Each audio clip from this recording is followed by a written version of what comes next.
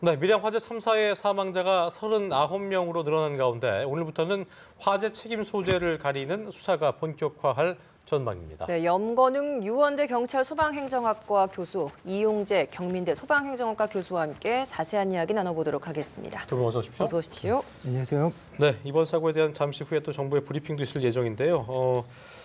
이번 사고로 사망자가 또 늘어서 39명이 됐습니다. 화재 원인을 놓고 며칠 동안 이런저런 분석이 많이 나오고 있었습니다. 일단 1층에서 일어난 것으로 보고 있는데 보실 때 교수님께서 보실 때 일단 이번 화재의 어떤 가장 큰 원인 어떻게 좀 진단하고 계신지 먼저 들어보겠습니다. 네, 일단 경찰에서 브리핑을 했죠. 11시경에 이철성 경찰청장이 브리핑을 했는데 일단 1층 탕비실이 있는데 그 탕비실에 불법적인 구조 변경이 있었고요. 그러니까 없는 지역에다가 그 시설을 만든 상황이고 거기서 이제 전기적인 그 합선이 발생했고 탕비실 천장에 있는 그 전기 합선으로 인해서 결국 발화가 진행됐고 그것이 전체적인 건물의 1층에 화재로 이제 진화되는 그런 과정상에서 그 연기가 중앙에 있던 그 방화문이 없는 상태에서 2층부터 5층까지 연기가 올라와서 많은 그 사상자를 낸 그런 사건으로 종합이 되고 있습니다. 네, 탕비실 불법 개조뿐 아니라 4층 베란다도 불법 개조됐다라고 하던데 이 부분도 좀 문제가 많이 있었을 것 같습니다. 예, 이렇게 불법으로 중개축된 게 화재에 나쁜 영향을 주는 것은 사실이고요.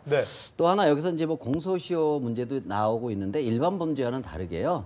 이 건축물에 어떤 불법이 있었던 부분들은 그것이 건물을 사용하는 한 계속 남아 있는 거기 때문에 그거는 공소시효와 관계없이 그 현행 그 건축법이든 소방법에 맞게끔 원상 조치가 되는 것이 맞습니다. 근데 하지만 지금 현재는 공소시효가 적용되고 있는 게 또 현재 법안에서는 그렇죠. 그렇다 하더라도 지속적으로 관할관청에서는 그 관리 감독할 책임과 의무가 있고요.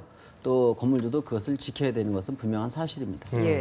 교수님 보실 때 이제 그 증개축 관련돼서 증개축 자체가 문제는 아닌데 이제 그것을 제대로 했느냐 이게 문제인 거라고 좀 그렇습니다. 예, 증개축 부분이 이제 본질적인 어떤 화재 원인을 제공했다고 보기는 어렵겠지만 이렇게 이제 증개축을 하게 되면 그 어떤 공간 구획으로만 끝나는 것이 아니라 거기에 들어가는 전기 설비나 이런 것을 건드리게 되고 손을 대게 됩니다. 그러다 보면 어떤 그 수리하는 과정에서 증개축하는 과정에서 정기적인 문제를 유발할 수도 있고요. 또 하나는 이게 증개축을 했다는 얘기는 전기의 용량이 사용 용량이 늘어난다라고 볼 수 있거든요.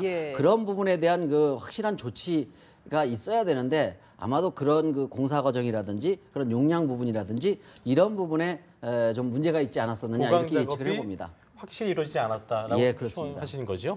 자, 어쨌든 이렇게 시설 관리 미비로 좀 들어가고 있는 상황인데 병원 상대로 과실치사 그 혐의 적용할 수 있는 겁니까? 예, 일단 충분히 가능할 거로 보입니다. 왜냐하면 혐의가 한 3가지 정도가 지금 적용이 될 것 같은데요. 일단 첫 번째로는 아까 교수님께서 말씀하셨던 불법 중축 여부입니다. 이 불법 중축을 인해서 1층에서 화재가 진압되었지만 2층부터 5층까지 연기가 급속도로 올라간 상태에서 그 연기로 인해 질식한 환자들이 다수이기 때문에 그런 부분에서 이 연기 확산에 상당한 영향을 불법 중축이 미쳤다라는 그런 인과관계가 증명이 된다라고 하면 업무상 과실치사가 적용될 것 같고요. 또 비상발전기의 작동 흔적이 없었습니다. 그러니까 거기 보면 그 한 3분 정도는 연기에 의한 질식사가 아닌 것으로 확인이 됐거든요. 그러니까 연기에 의한 질식사 같은 경우는 기도에서 연기의 흔적이 발견됩니다. 근데 한 3분 정도는 그 지금 연기의 흔적이 없었기 때문에 이분들은 전기가 작동되지 않아서 인공호흡기에 의해서 의존해서 생존을 하셨던 분들인데 결국은 전기가 차단되면서 인공호흡기가 작동을 하지 않아서 사망한 것으로 보여지고요. 또 하나는 그 1층에 있던 엘리베이터에서 6분이 숨지셨는데 그분들 같은 경우도 전기가 차단되어서 탈출할 수 없는 그런 상황에서 결국 이런 것도 업무상 과실치사에 들어갈 수 있는 그런 상황으로 보여지고요. 또 하나는 그 결박된 환자들이 최소 10명 정도 있었고요. 지금 간호사 증언에 의하면 30명까지 된다라고 정확한 인원은 아직 집계가 안 됐습니다만 10명 이상의 환자분들이 결박되어 있던 그런 상태에 대해서도 이런 부분에서 탈출 시간이 지연됐습니다. 그러니까 탈출이 지연됐고 다른 환자들을 구조할 수 있는 시간이 지연되었던 그런 부분까지도 업무상 과실치사 혐의가 적용될 수 있습니다. 네, 잠시 연결을 좀 해보겠습니다. 밀양 세종병원 화재 사고를 수습 중인 정부가 지금까지 상황을 정리해 발표하는데요. 현장으로 가보시겠습니다. 화재 수습 및 지원 현황에 대한 발표 후에 기자분들의 질문에 답을 하는 순서로 진행하겠습니다. 오늘 브리핑에는 행정안전부 안영규 재난관리정책관님, 국토교통부 박승기 건축정책관, 소방방재청 신열우 소방정책국장, 경찰청 전순홍 위기관리센터장이 참석해 주셨습니다. 먼저 박능후 중앙사고수습본부장님의 발표가 있겠습니다. 장관님 발표해 주십시오. 네. 안녕하십니까. 밀양 화재 중앙사고수습본부장 박능후입니다. 이번 사고로 이 세상을 떠나신 고인들의 명복을 빕니다. 큰일을 당한 유가족분들과 부상자분들께 위로의 말씀을 드립니다. 아울러 이번 사고로 걱정을 끼쳐드린 데 대해 국민 여러분께 마음 깊이 송구스럽다는 말씀을 올립니다.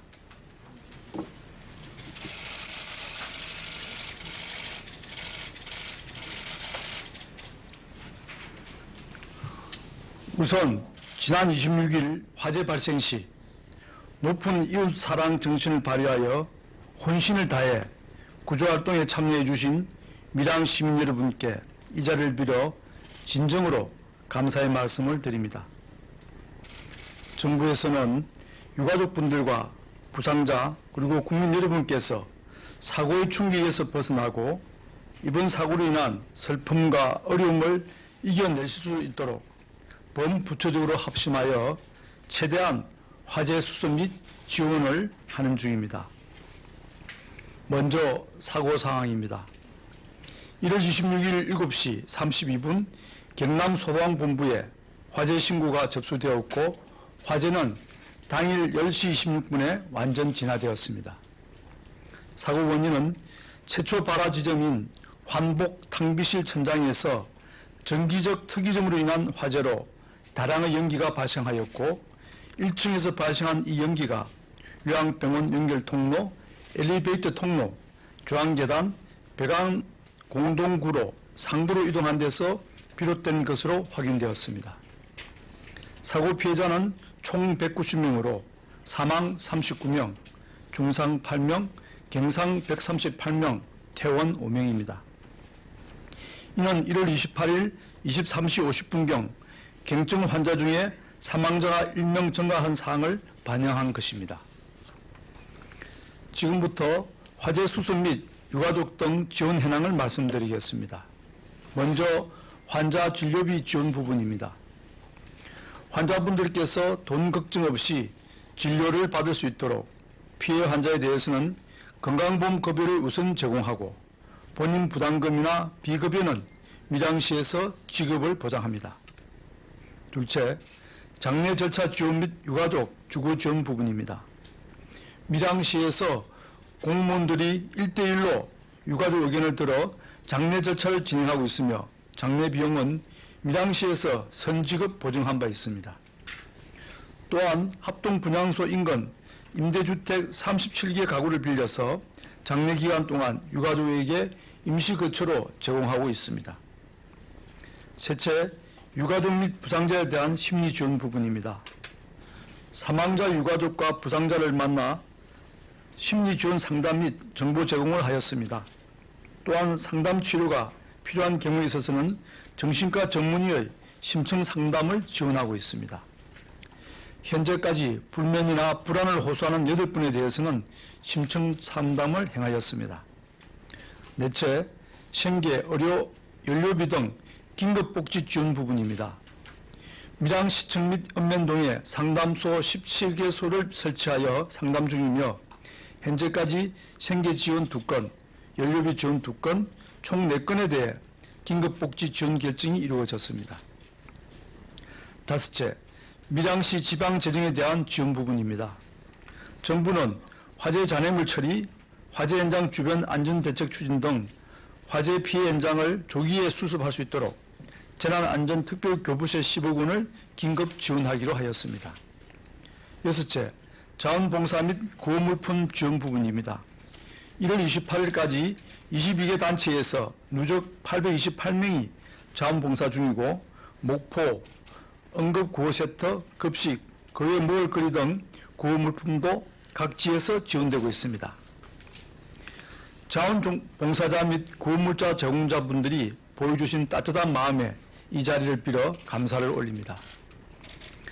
이번 사고는 정부가 그간 놓치고 있었던 화재 안전관리상의 미비점을 드러냈습니다. 여기 계신 언론과 국민들께서 따끔하게 지적을 해주신 각종 비판과 개선 필요 사항들을 겸허히 받아들이겠습니다. 그리고 좀 더 안전한 대한민국을 만들 수 있도록 다음에는 이와 같은 사고로 소중한 국민의 생명을 잃는 일이 없도록 이번 사고를 반면교사로 삼고 우선 사고 수습에 대한 노력과 함께 다음과 같은 방향으로 제도 개선을 추진해 나가겠습니다. 먼저 제도 개선 방향으로 건축물 화재 안전 기준을 강화하겠습니다. 이번에 드러났듯이 의료기관은 그 특성상 화재 시 대피에 취약한 분들이 모여있는 곳임에도 불구하고 중소병원 등은 스프링클러 설치 의무가 없었습니다. 이에 중소병원 등의 스프링클러와 같은 자동 소화 설비와 화재 신고 설비를 강화하고 건축물 소유자, 관리자의 책임과 의무를 실질적으로 강화하는 방안을 마련하겠습니다. 더불어 화재 안전 점검과 단속의 효과를 높이겠습니다. 소방 특별 조사를 기존 사전 예고 방식에서 불시 단속으로 전환하여 관계인이 상시 안전관리에 소홀함이 없도록 하고 건축시설, 보건복지시설, 생활여가시설 등 약 29만 개 시설물에 대해서는 2, 3월 중 민간 합동으로 국민안전 대진단을 통해 보다 내실 있는 안전점검을 실시하도록 하겠습니다. 또한 방화구역을 갖추지 않는 등의 건축법령 위반 건물에 대해서는 지속 단속하여 법 실효성을 높이겠습니다. 또한 화재 안전 훈련을 내실화하고 매뉴얼도 보다 현실에 적합하게 구성하겠습니다. 각 시설별 종사자 대상으로 체험식 안전교육과 훈련을 강화하고 환자 안전 관리에 취약한 시설의 경우 그 매뉴얼을 재점검하여 개선하고 실제적인 훈련이 이루어질 수 있도록 해나갈 계획입니다. 앞으로 정부는 다수 사상자가 발생한 원인과 그간 제기된 문제점에 대해 관계 부처와 함께 실효성 있는 범정부적 제도 개선 방안을 마련해 나가겠습니다. 다시 한번 이번 사고로 많은 인명피해가 발생한 것에 안타까움과 애도를 표시하고 정부의 행정력을 총동원하여 인명 및 재산 피해 수습에 만전을 기할 것이며 부상자의 의료 조치와 밀양 세종병원 화재 사고를 수습 중인 정부 박능후 보건복지부 장관의 지금까지 상황 정리 발표 함께 보셨는데요. 쭉 들어보셨습니다. 정부의 대책도 있었고요. 여러 가지 현장 조기 수습 위해서 특별 교부세 10억 원도 지급이 되겠고 또 피해 환자에 대해서 건강보험 급여 제공할 것이고 탕비실 천장에서 전기적 원인이 있었기 때문에 이런 그런 시설에 대한 점검들도 차분하게 이루어지겠다라고 얘기를 했는데. 어떤 점이 좀 그 귀에 들어오셨습니까? 좀 정리해 주시죠. 일단 화재에 대한 책임을 정부에서 일단 통감하고 또 희생자들에 대해서 지원하는 부분을 일단 발표를 하셨고요. 예. 좀 눈여겨봐야 될 것은 그 뒤에 부분에 이제 대책 부분을 좀 눈여겨봐야 될 것 같은데. 네. 일단 지금 문제가 됐던 시설에 이제 문제들이 나오는 거죠. 지금 네. 이 지금 세종병원 같은 경우는 스프링클러 설치 대상이 아니었던 건물이었잖아요. 예. 그래서 이런 부분들, 그러니까 설치 대상에서 제외되어 있던 그런 건물들에 대해서 다시 법령 검토를 하겠다. 그래서 이런 건물들, 그러니까 그 다중 이용 시설들, 특히 병원 같은 이런 시설에 대해서 스프링클러, 그러니까 초기 진압이 가능한 그런 장비들을 설치할 수 있도록 법적 검토를 하겠다라는 얘기를 하셨고요. 네. 특히나 이제 중요한 것이 탈출할 때, 그러니까 그 화재가 났을 때는 정확한 판단을 하기 굉장히 힘듭니다. 그렇죠. 이 연기가 정말 검게 퍼져나가고 그 안에서 숨이 이제 탁 막히는 상황이 되면 어떻게 지금 탈출해야 될지, 그렇죠. 15초만 노출돼도 정신을 잃기 때문에 이런 부분에 있어서 실제로 화재 진압을 어떻게 하느냐, 그리고 화재 진압하고 탈출을 어떻게 하느냐, 이런 것들에 대한 훈련이 필요하거든요. 그러니까 실질적인 훈련이 필요한데 사실은 지금 우리나라가 재난 훈련이 제대로 되어 있지 않는 부분이, 그러니까 예를 들어 옆에 있는 사람이 쓰러지면 거기서 인공호흡을 할 수 있냐, 할 수 있는 분들이 사실 없거든요. 그리고 이 화재가 발생했을 때 소화기를 어떻게 사용하냐, 써본 사람이 없죠. 그러니까 이런 것에 대한 실제적인 훈련이 필요하고 또 이 병원에서 또는 다중이용시설에서 화재가 발생했을 때 탈출을 어떻게 우리가 확보할 것이냐. 그러면 처음에 손수건에 물을 묻혀서 최대한 낮은 자세로 연기를 피해서 최대한 수평으로 탈출해야겠죠. 예. 거기서 뭐 밑으로 계단이 있는 쪽으로 내려가든 아니면 막혀 있으면 위로 올라가든 이런 것들에 대한 매뉴얼과 실제적인 훈련 과정 이런 것들이 아까 그 체험식 그 훈련을 하겠다라고 했는데 예. 그런 것들은 아주 긍정적으로 좀 봐야 될 것 같아요. 이 예. 화재는 결국은 사망 사고와 연결되는 그 과정들이기 때문에 그렇죠. 이런 실제적인 체험식 그 훈련 거기에 이제 명확한 매뉴얼 규정들 이런 것들에 대해서 좀 보완을 하겠다라는 부분은 앞으로 우리가 좀 지켜보아야 될 부분이라고 보여집니다. 네. 네, 앞서 또 건축물 불법 증개축에 대해서 공소시효가 사실 없어야 한다라고 짚어주셨는데 오늘 또 대책에서 증개축 건축물에 대한 기준도 강화하겠다라는 대책을 좀 내놨습니다. 좀 네. 어떤 부분이 좀 더 강화될 것이라 전망하십니까? 저는 이런 말씀을 좀 드리고 싶습니다. 이런 예. 대형 사고가 날 때마다 뭐 불시에 몇만 동을 뭐 점검한다든지 뭐 소방법이나 건축법의 관련 규정을 강화한다든지 하는 거 일부 동의가 됩니다. 예. 그러나 사실은 이게 뭐 법이 강화가 덜 돼서 그런 거 문제도 물론 있겠지만 그보다 더 본질적인 게 뭐냐면 건물이 처음에 지어질 때부터 예. 설계 단계부터 건축사와 건축주의 그 포인트가 뭐냐면 사실은 영리 목적에만 중점을 둔 건물이 일단 탄생이 되는 거죠. 예. 그러다 보니까 사용 과정에서 자꾸 부족한 공간이 생기고 창고를 만들고 탕비실 만들고 이러다 보니까 전기에 손을 대게 되고 그러다 보니까 이런 그 화재로 이어질 수 있는 위험성이 발생된다는 얘기죠. 예. 그래서 법을 뭐 선진적으로 그 개선해 나가는 것도 필요하겠지만 현재 있는 건축법만 제대로 지키고 소방법만 제대로 지킨다 하더라도 이 정도의 참혹한 사태를까지 가지 않았다라고 좀 말씀드리고 싶다는 얘기죠. 예. 예컨대 뭐 방화문 규정 다 있습니다. 소방기술 규정 다 있습니다. 어떻게 관리해야 되는지 다 있습니다. 네. 그러나 그것이 겉핥기식으로 됐다는 얘기고요. 또 하나는 분명히 그렇습니다. 다른 지역도 그렇고 이 건물뿐만 아니라 이게 지자체이다 보니까 어떤 경향이 나타나냐면 지자체든 그 건물 불법을 단속하는 기관에서 대부분은 알고 있습니다. 근데도 이게 지자체이다 보니까 어떤 지자체장의 어떤 인기라든지 이미지 관리 때문에 이 방관을 하고 단속을 별로 안 하고 그냥 눈 감아주고 이런 것이 만연돼 있습니다.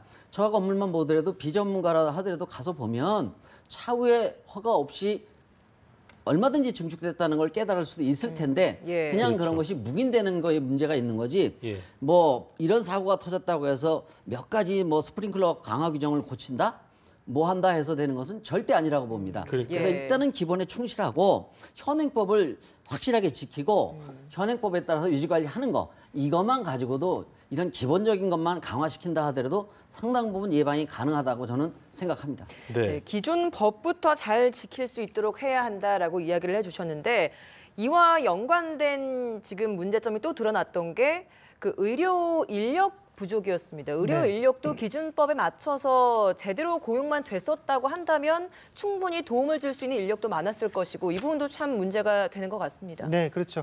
일단 세종병원 간호사가 지금 6명으로 파악이 되어 있는데 네. 법정 최소 기준인 법정 최소 기준에 29명이나 모자란 그런 상황이었어요. 그러나 그날 지금 사망하신 그 의사분 같은 경우도 세종병원 소속이 아닌 그러니까 파견하신 지원 의사분이요. 건가요? 지원 의사죠. 어. 지원 의사였던 그런 상황이니까 상근 의사가 겨우 2명이에요. 환자가 120명인데 상근 의사가 2명이다. 그러니까 결국은 지방 중소병원의 인력난이 심각한 상황이다라는 그렇죠. 부분이 반영되는 부분이긴 하지만 예. 그럼에도 불구하고 의료시설은 다중이 이용하고 이런 환자분들이 이용하는 시설입니다. 그러니까 네. 생명을 다루는 그 총각을 다루는 그런 시설이잖아요. 예. 그래서 최소한의 의료 인력이 없다라고 했을 때 이 화재가 아니더라도 실제로 그 환자들이 정말 큰일을 당할 수 있는 그런 상황인 거죠. 더더구나 이런 화재 상황에서도 대응을 하지 못했던 그런 부분을 봤을 때는 이런 그 의료시설의 의료시설의 그 의료인들이 적법 인원이 있는 것인가 그런 여부도 분명히 우리가 짚고 넘어가야 될 부분이라는 거죠. 그러니까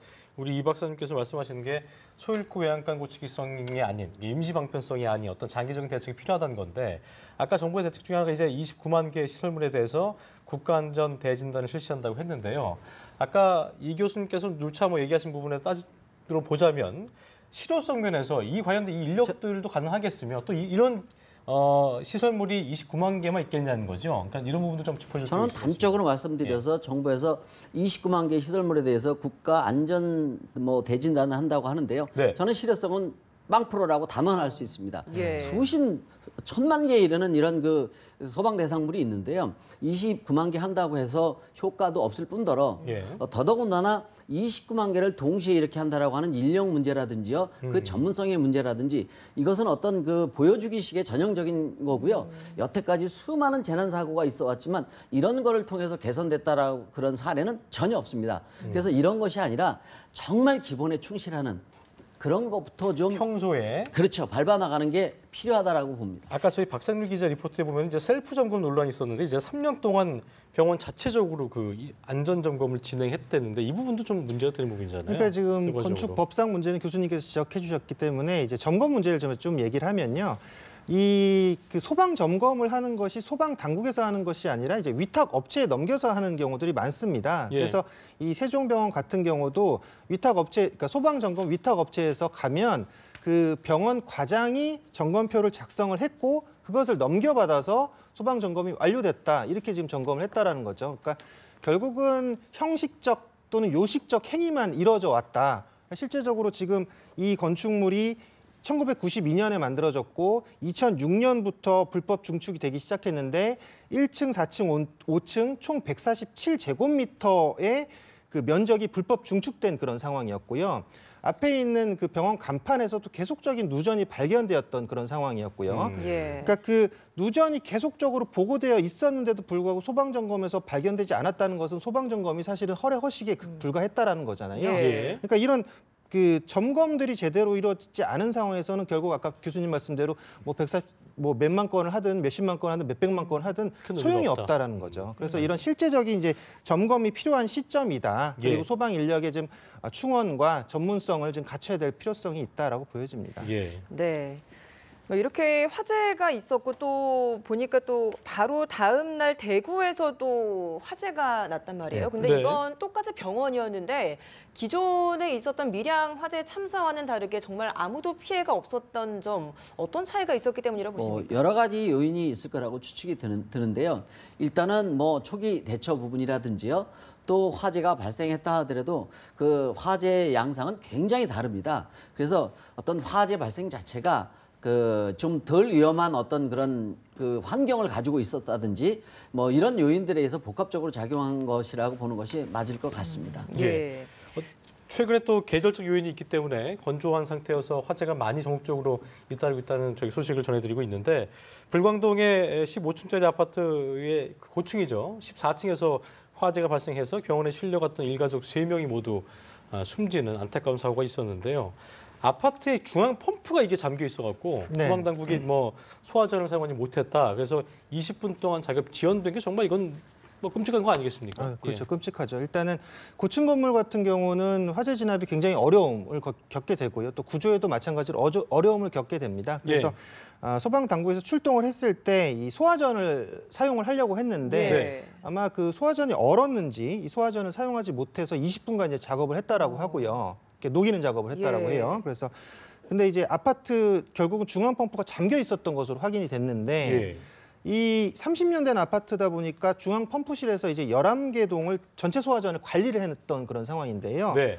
그러니까 그 소화관 배관 스위치가 결국 수동으로 놓여 있던 그런 상황이니까 이 중앙 펌프가 작동하지 않으면 결국 아파트 소화전이 다 작동하지 않았던 그런 상태라고 보여진다는 거죠. 네. 그러니까 이 아파트 배관 전체가 이제 비어 있던 상태가 결국은 동파 방지를 위해서 물을 안에다 가둬놓지 않았던 그런 상태였는지 원래 이 작동을 하지 않았던 상태로 아예 수동으로 위치를 쓰지 않을 것이니까 이렇게 놨던 상태인지 그런 건 좀 따져봐야 될 것 같지만 결국은 이 전이 지금 소화전이 작동하지 않았기 때문에 이런 희생자가 발생한 근데 사건을 볼 수 있죠. 소화전은 그 날이 춥다고 해서 얼면 되는 게 아니잖아요. 그렇죠. 비상을 위해서라도. 당연한 것이죠. 예. 그런 것은. 근데 이제 30년 된 노후 아파트이기 때문에 이런 것도 고려를 해야 되나. 어쨌건 소화전은 얼면 안 되는 것이고 상시 사용할 수 있도록 준비가 되어 있는 것이어야 되고 거기에 관을 잠궈놓으면 안 되는 상태여야 되는 거죠. 그런 네, 문제점이 이 발견됐습니다. 복합 건축물에 대한 소방 점검이 뭐 어떻다라고 저희가 지금 이야기를 하고 있습니다만 이런 예. 아파트나 이런 실제 주거 환경에 대한 소방 점검은 이루어지지 않고 있는 겁니까? 여기도 마찬가지로 마찬가지로 이제 형식적으로 이루어지는 경우가 많다라는 거죠. 실제로 이루어지곤 있는 거죠? 이루어지고는 있죠. 아파트는 당연히 이게 법상으로 지금 점검을 받아야 되기 때문에 이루어지고는 있지만 지금 여기도 지금 문제가 된 이 아파트도 분명히 점검을 받았을 겁니다. 네. 하지만 소방전도 안전의 판단을 명확하게 뭐 인정했다, 합당하다라고 받았을 텐데 불구하고 소방전이 소화전이 작동하지 않았던 그런 부분을 봤을 때는 요식행위였을 수 있다. 요식행위였을 수 있다는 거죠. 점검 자체가. 예, 알겠습니다. 예. 추가적으로 좀 말씀드리고 네. 싶은 게요. 왜 그러면 이렇게 소방 점검이라고 하는 것이 요식행위밖에 안 될 수밖에 없느냐? 예. 그것이 가장 핵심이거든요. 뭐 그분들이 기술력이 모자라서 그런 것도 아니고 예. 안전을 뭐 이렇게 등한시해서 그런 것도 아니고요. 가장 본질적인 이유는 뭐냐면 우리나라 이 점검제도 시스템이라고 하는 것이요. 성실하게 점검하는 업체, 성실하게 점검하는 기술자는 다 그런 것은 아니지만 상당 부분 일을 수주할 수 없는 구조로 되어 있습니다. 그러니까 쉽게 얘기해서 점검업을 차려서 경제성 돈을 많이 벌려면 점검을 엉터리로 하고 대충 하고 이래야만 많은 일을 수주할 수밖에 없는 이런 시스템으로 돼 있다라는 데 문제가 있다라는 것이죠. 예. 또 하나는 이번에 뭐 비상발전기 얘기가 이제 등장하고 있는데요. 예. 비상발전기는 그렇습니다. 이게 정전과 동시에 작동하는 그런 자동 전환 되는 경우도 있고 수동하는 경우도 있는데요. 아마도 여기 같은 경우는 이제 수동 전환 시스템 같은 수동으로 되는 것 같은데요. 예. 이 수동이든 자동이든 전기가 나가고 나서 1초 이내에 뭐 비상발전기가 들어와 가지고 공급을 하는 게 아니거든요. 자가발전기가 돌아간다고 하더라도 뭐 수십 초 내지 수분 정도의 시간이 있어야 정상적인 전력을 공급할 수 있는 거고요. 또 하나 더 여기서 관가하고 있는 부분이 뭐냐면 네. 이게 의료시설입니다. 여기에는 그 환자분들이 생명 유지 장치를 대부분 다 뭐 여러분들이 차고 있는데 밀양병원을 짚어주신 예, 그렇습니다. 거죠? 밀양병원 같은 경우 그렇습니다. 예, 예. 다른 병원도 그렇지만요. 근데 비상발전기가 중요한 게 아니라 이런 그 생명 유지 장치를 사용하는 이런 병원에 있어서는 무엇보다도 중요한 게 무정전 시스템이거든요. UPS라고 하는 것이 있어서 정전이 되면 자동으로 걔가 진짜 1초도 그 정전 블랙아웃 상태를 허용하지 않는 거죠. 이런 시스템이 있어야 공기업계에 정전이 된다 하더라도 지속적으로 이게 정상적인 작동이 되게 돼 있는데 이상하게 뭐 비상발전기만 가지고 얘기를 하는데 그거는 사실은 그렇게 긴급하게 어떤 생명 유지 장치에 전원을 공급할 수 이런 부분은 아닙니다. 네, 예, 알겠습니다. 알겠습니다. 자, 어쨌든 뭐 정기적인 소방 안전 점검 꾸준히 이루어져야겠다 이렇게 좀 저희가 필요성을 느끼면서 오늘 대담 마무리 짓겠습니다. 지금까지 염건웅 유원대 경찰 소방행정학 교수 그리고 이용재 경민대 소방행정학과 교수 두 분과 함께 자세한 이야기 나눠봤습니다. 오늘 말씀 고맙습니다. 고맙습니다.